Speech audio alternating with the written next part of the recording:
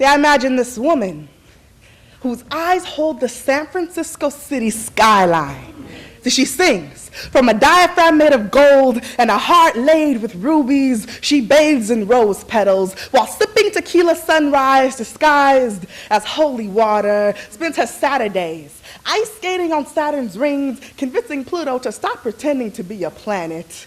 She talks to God by making the rain tap in tongues and the wind praise dance through the trees. And if I stand still, listen closely, I can hear her laughter vibrating in my pulse. See, while her kisses hopscotch on my freckles and her footprints lead me to the center of all that I do not understand about myself. See, unravel my brilliance, and you'll find her there, gleaming with pride at how much of herself she has poured into my reflection.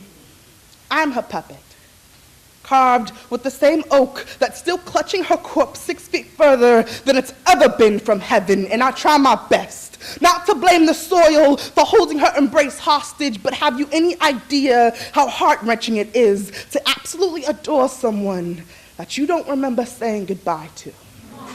See, I wouldn't know her voice if it poured from my own mouth, and I often find myself asking God to please excuse my sanity for expecting an explanation as to why he wouldn't allow me any time to spend with the person I would one day grow up to be, as if human knowledge could handle such a miracle as that of a woman child handpicked in heaven to take turns with the same spirit. So now, she dwells in all that I know to be divine.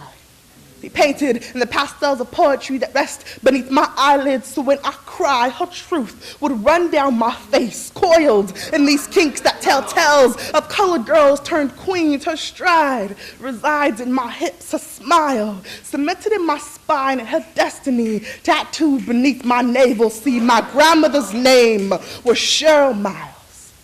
She had a heart that skipped like a worn-out CD, spent her Saturdays watching reruns of All My Children and writing songs for old lovers who never deserved the time or the ink. She had 3 boys with 3 different fathers. I hear she could cook like gospel in the middle of the week. They tell me she held a volcanic laughter in her gut, coffee beans in her skin, and she is the closest thing to perfect that I will never know.